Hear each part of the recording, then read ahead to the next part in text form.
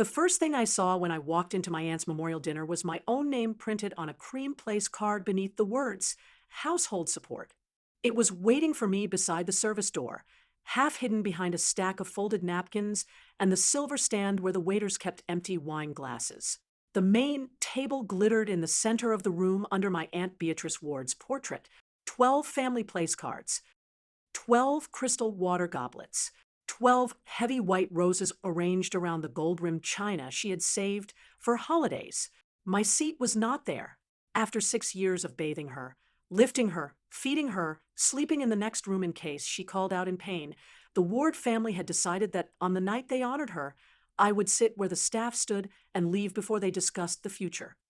I thought someone had made a cruel clerical mistake right up until Marianne Ward crossed the room and took the card from my hand like I was touching something above my rank.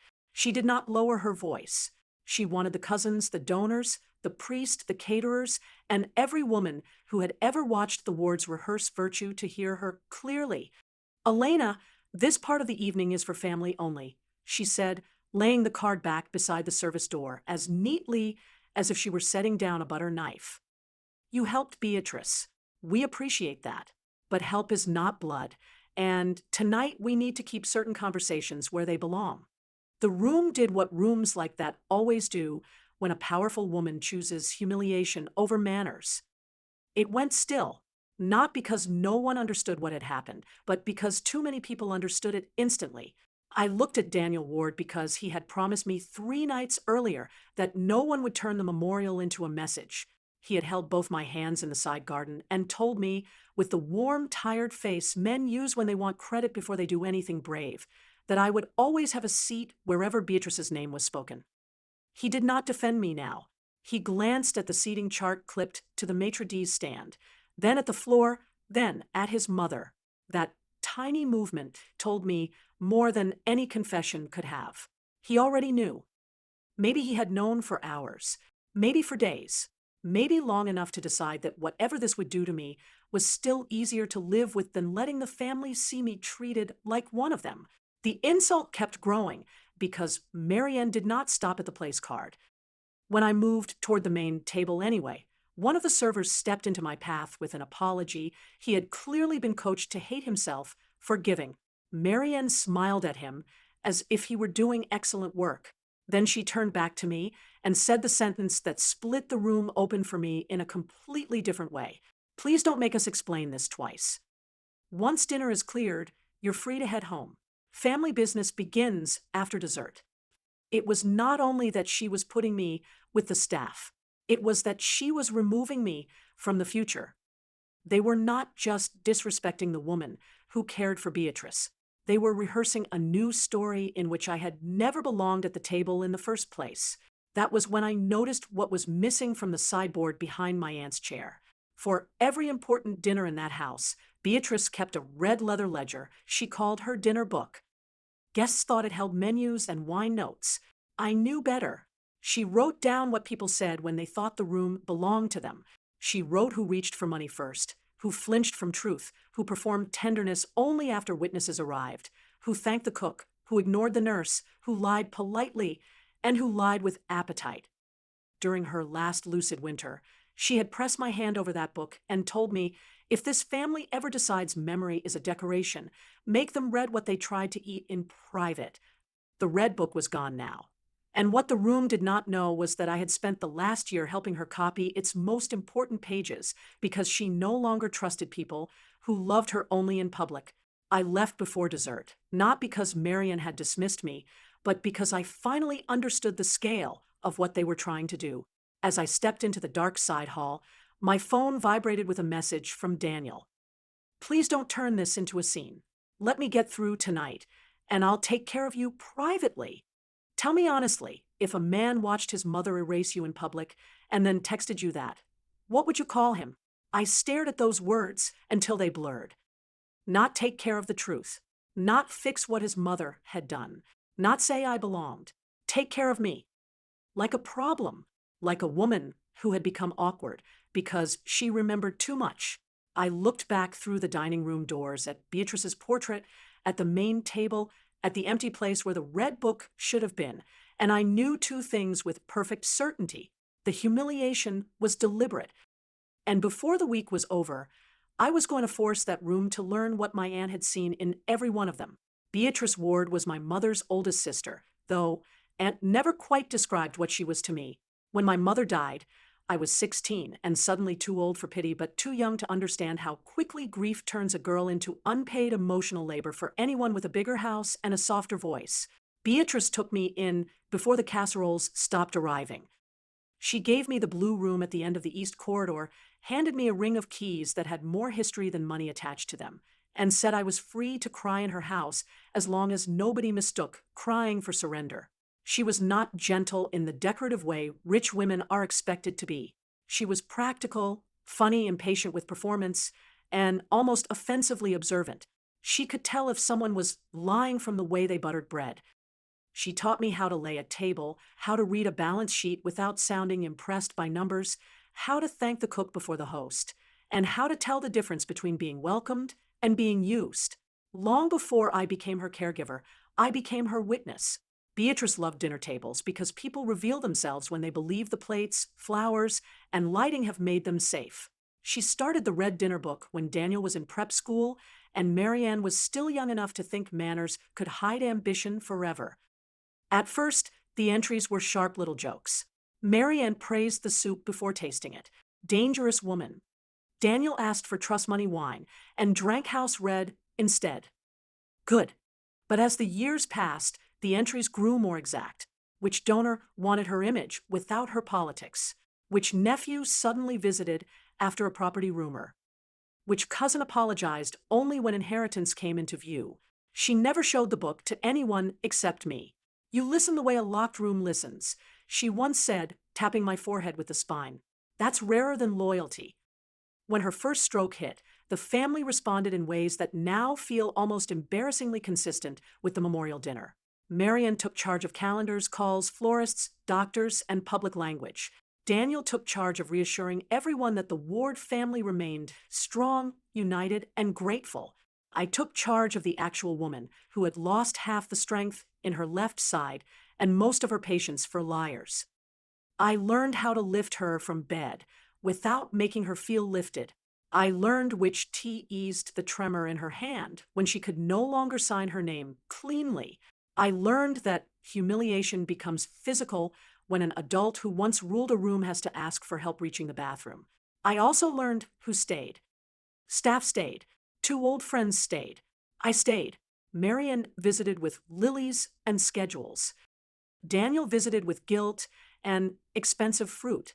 When the pain medication wore off at 2 in the morning, none of those things could help her sit up. That is why the help line struck where it did. I had been everything they preferred not to see. I was the woman who heard Beatrice's real voice after the makeup was off, and the nurse call light was blinking. I was the one who coaxed her to eat when the family doctor said appetite was now political because donors worried about optics.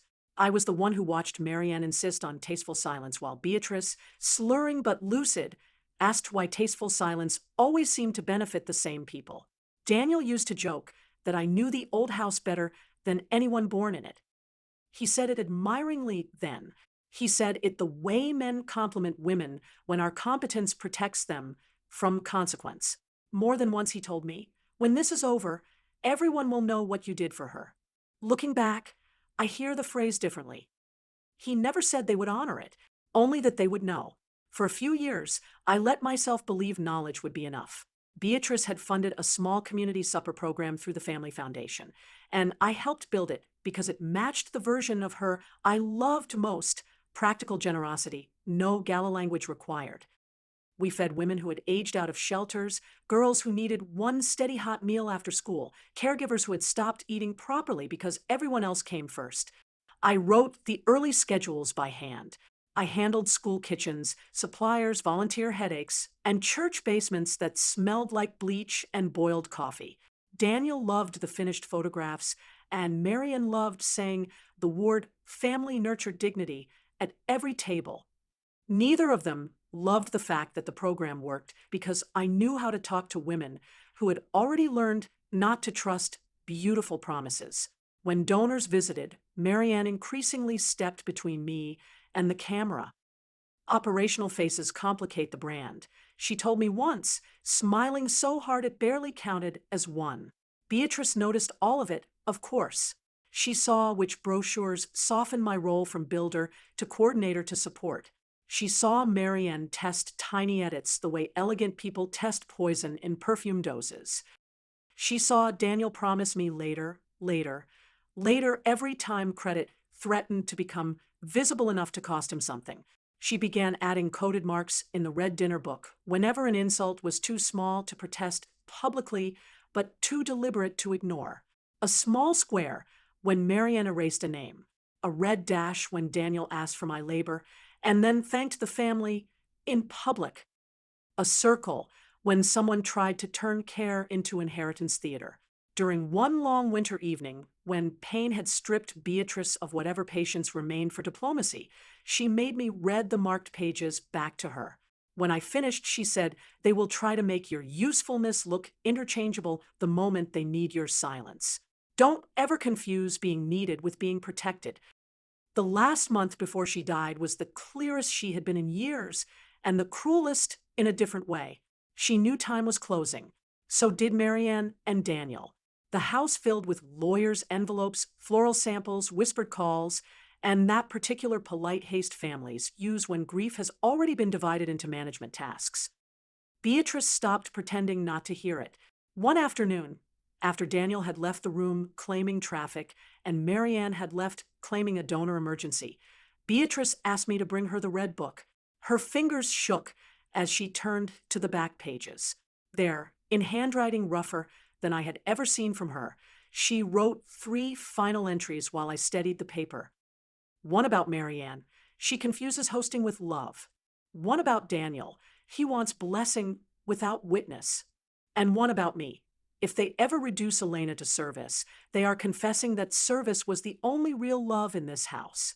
Then she looked at me and said, very clearly, truth needs a table too. If they deny you one, take the room. I went back to the East Corridor after the memorial dinner because grief had already taught me that the house sounded different when the powerful people thought the important humiliation was finished. The laughter in the dining room had come back in thin, relieved bursts. Plates clinked. Someone asked for more claret. A cousin was explaining some utterly forgettable story too loudly, the way people do when they want to prove the atmosphere has recovered. I let myself in through the small passage behind the breakfast room and headed to Beatrice's sitting room. The red book was not in its usual drawer beside her reading lamp. Marianne had remembered that part of the ritual, but Beatrice had also remembered Marianne.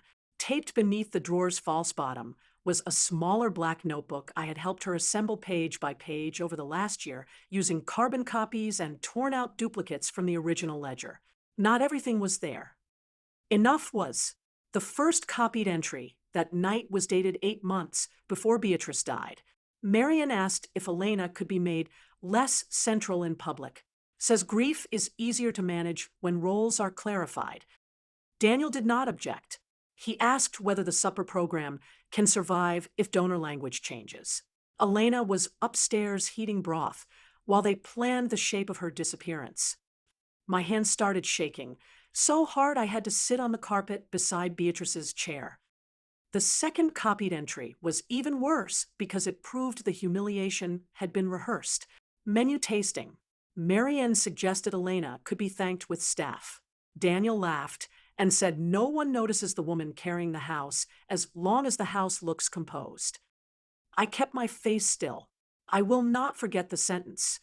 The memorial dinner had not been a hard decision made in grief. It had been the final version of a pattern they had been testing in smaller rooms for months. Before I could even decide whether to keep reading, Mrs. Albright, the senior housekeeper, stepped into the doorway carrying the kind of caution older women wear when they are about to risk what remains of their job for the sake of their conscience. She had served in the Ward house longer than Marianne had been married into it. She looked at the black notebook, looked at my face, and did not insult me by pretending not to understand. From the pocket of her apron, she produced a folded copy of the memorial seating chart. My name appeared exactly where I had found it, beside the service door. Next to it, in Daniel's tidy typed note to the event team, were the words, "Please keep Elena with household staff after first course.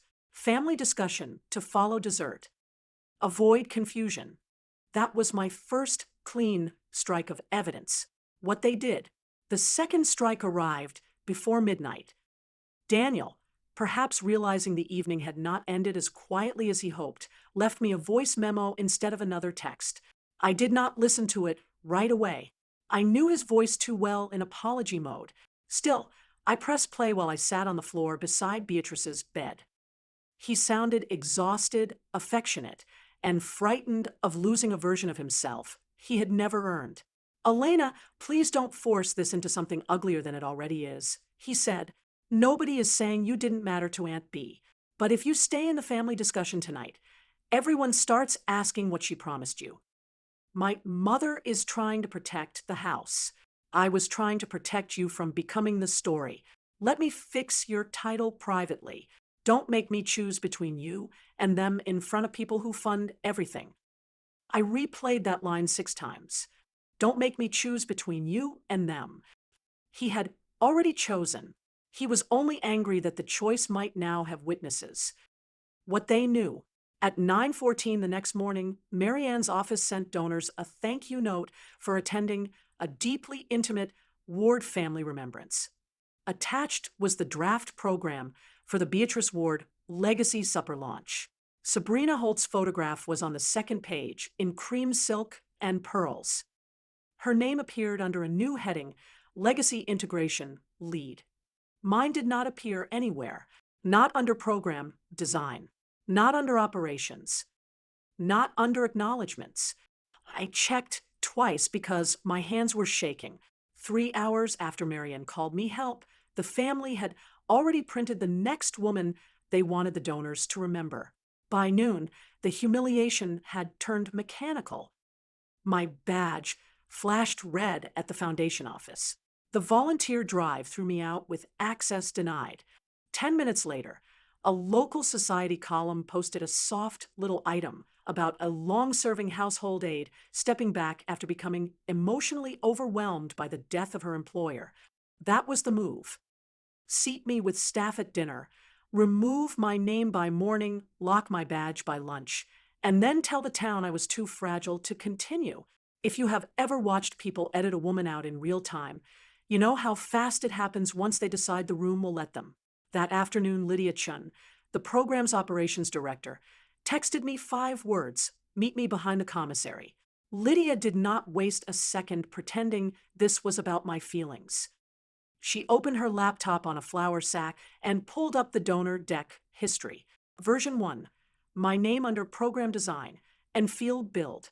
Version 2, my name moved lower. Version 3, my line deleted. Final version, Sabrina Holt in its place. Then Lydia opened the comments. Mary Ann's office had left one note on the slide in plain black type. Need a cleaner maternal narrative. Elena reads as labor, not legacy. Lydia said Daniel had seen the deck and promised the family would sort it out quietly. I took pictures of the screen with my phone before she could even ask if I wanted copies. I did not need comfort. I needed timestamps.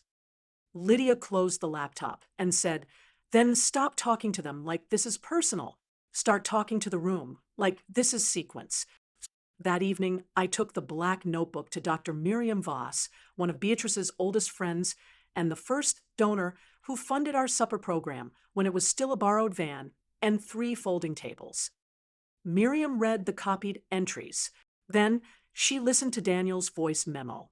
Then she looked at the donor screenshots on my phone. She set her glasses on the table and said, "Good. Now you have a pattern people can follow." She tapped the seating chart first. What they did. She tapped the voice memo. What they knew. She tapped Beatrice's copied pages. What they intended. Then she looked at me and added the line that saved me from making this too literary. Do not tell that room how deeply this hurt. Show them what happened, in order, and let them feel stupid for missing it. Daniel came to my apartment just after midnight carrying a white bakery box and a thick cream envelope like sugar and stationery could make him look kind. He set the box on my counter, slid the envelope toward me, and said Marianne was willing to offer me an honorary advisory title if I stepped back from public involvement for now. Inside the envelope was a stipend proposal, an apartment transfer, and a draft statement that thanked me for my years of service without naming a single thing I had built. Then he said the part he probably thought was generous. If I returned the copied pages from Beatrice's notebook, the family could still make sure I was looked after properly. That was the smallest and clearest moment of the whole week. He was not trying to protect me. He was trying to recover the evidence before Friday. The next day, I turned my dining table into a workbench. On the left, the memorial seating chart with Daniel's instruction to keep me with household staff after the first course. In the middle, the voice memo on my phone, charged and backed up twice. On the right, the copied and original pages from Beatrice's dinner book, stacked with tabs, so I could open them one-handed. I kept the donor deck screenshots, the dead badge, and the gossip item beside me, but I left them out of the main strike order. They were fallout. I needed the spine. 3 hits, no speeches, no wandering.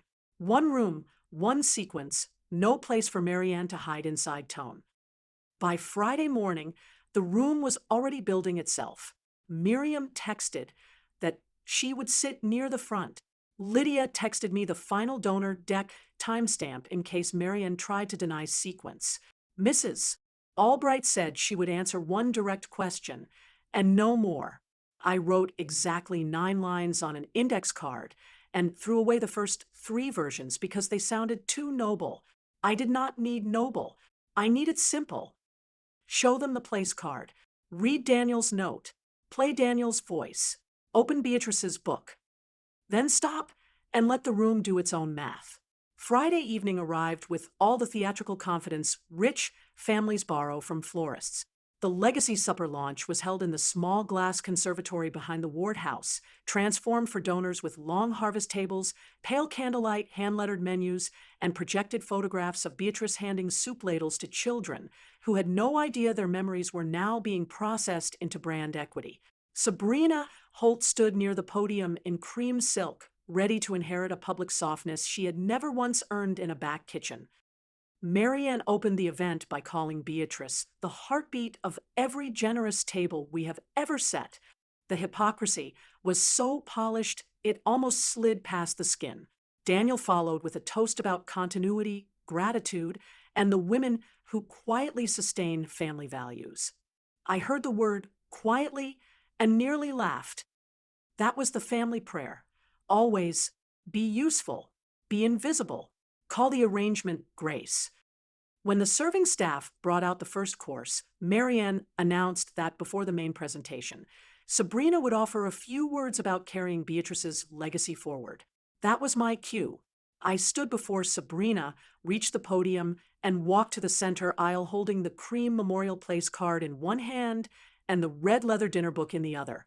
Conversation stopped in scattered waves rather than all at once, which made the silence feel earned instead of staged. Marianne's eyes landed first on the place card, not on me. Good. She knew immediately which truth I had chosen to start with. I held the card high enough for the front half of the room to read it and said, with more calm than I felt, before anyone here applauds another speech about my aunt's generous table, I'd like to show you where this family seated me the night after we buried her. No one interrupted because object-level humiliation has a force abstract explanations never can. I described the service door, the stacked wine glasses, the instruction that family business would begin only after I left. I read Daniel's typed note from the seating chart exactly as written. Please keep Elena with household staff after first course. Family discussion to follow dessert. Avoid confusion. A donor across from Miriam covered her mouth. One of the younger board members turned to Daniel, so fast his chair scraped the floor. Marianne tried to move early, offering the room a smile shaped like damage control. Elena is grieving, she began. I cut in before she found rhythm. No, I am documenting. That landed harder because it denied her my instability as a defense. Then I asked the only question that mattered at that stage. If I was family enough to wash Beatrice, dress Beatrice, medicate Beatrice, and build her supper program. Why was I staff only when the future of her name was discussed? Daniel stepped forward then, not out of courage, but out of desperation. He said the seating plan had been misread, that the evening had been emotionally chaotic, that nobody meant to insult me. That was when I played his voice memo through the room's portable speaker. His own tired, affectionate, cowardly voice floated over the candles. If you stay in the family discussion tonight, everyone starts asking what she promised you. My mother is trying to protect the house. I was trying to protect you from becoming the story. Don't make me choose between you and them in front of people who fund everything. The conservatory changed temperature. I could feel it. Until that moment, Daniel had been a polished beneficiary of maternal force. After that line, he became what he actually was, a man who knew the wound promised softness and still chose the house over the woman who had believed him. Marianne did what formidable women do when the first two layers fail. She reached for tone. She called the message unfortunate. She said grief distorts phrasing. She said families under pressure sometimes communicate badly. Then she turned to me with that terrible velvet look that says a woman will offer mercy only if you agree to remain small enough to receive it from her. Elena, not every private sentence belongs on a public stage. I remember smiling at that because by then the red book was warm in my palm and Beatrice would have enjoyed the irony too much for me not to. You taught me that, I said. My aunt taught me something else. Then I opened the book to the final copied entries and read them in order. Marianne, she confuses hosting with love. Daniel, he wants blessing without witness. Me, if they ever reduce Elena to service, they are confessing that service was the only real love in this house. I did not stop there. I read the older entry about the menu tasting. I read the line about Marian asking whether I could be made less central in public. I read the sentence that said Daniel laughed and observed that no one notices the woman carrying the house as long as the house looks composed. I let each one land before moving to the next. That pacing mattered. Too fast, and they would call it a performance. Too soft, and they would bury it in sympathy. When I looked up again, several donors were no longer watching Marianne for cues. They were watching the book, watching Daniel, watching the gap between what the wards said about service and the woman they had hidden by a service door. Miriam stood then, not dramatically, but with the crisp impatience of someone done pretending civility requires blindness. I funded this work because Elena built it with Beatrice. She said, if the family wants my money without my memory, it can do without both. That was the real social reversal, not my anger, not Marianne's discomfort. Miriam's withdrawal of recognition in full view of the room. Two board members followed her lead by asking for an immediate hold on the launch materials until authorship and program history were reviewed. Lydia, when asked directly whether donor documents had recently been changed, answered yes, and gave the before and after roles without embellishment. Mrs. Albright confirmed that the memorial seating instruction came from the family office, not the event team. One older woman at the end of the table, a donor who had spent 30 years chairing tasteful galas, said the sentence nobody in the ward house had expected to hear aloud. If she was only help, then help was the only person in that room who actually loved Beatrice. The room did not gasp. It recoiled inward. Which was better? A gasp can be theatrical. Recoil means people have recognized themselves in the shame. Daniel broke before Marian did. He said he had never wanted things to go this far. He said he thought I would let the family manage the transition privately because I always had before. He said he was trying to protect the program from donor panic. Under different circumstances, those sentences might have sounded complicated. In that room, after the place card, the voice memo, and Beatrice's own words, they sounded exactly like what they were, hierarchy speaking in the language of regret. I asked him one final question while the whole conservatory listened. When you texted me that you'd take care of me privately, What did you think I would lose quietly on your behalf? He opened his mouth, closed it, and looked at his mother. That silence was his answer. He thought I would lose my seat, my name, my work, my place in Beatrice's memory, and call myself mature for surviving it beautifully. Marianne made her last move with the discipline of a woman who had built an entire life on never bleeding where the room could see it. She did not deny the book. She did not deny Daniel's voice. She did not deny the seating chart. Instead, she offered refinement. She said the family had handled an emotional situation poorly. She said grief and legacy create terrible pressure. She said, of course, Elena's years with Beatrice deserved public gratitude, and if certain acknowledgments had been too delayed or too narrowly framed, that could be corrected immediately. There it was, the old family bargain in fresh silk. If I would stop now, if I would let truth become a matter of improved wording rather than moral exposure, the house would restore just enough dignity to make dissent look ungrateful. The room was quiet, waiting to see if I would take back my own erasure in exchange for a cleaner ribbon around it. I did not shout. I did not cry. I did not give Marianne the volatility she had prepared herself to survive. I told her the problem was not gratitude.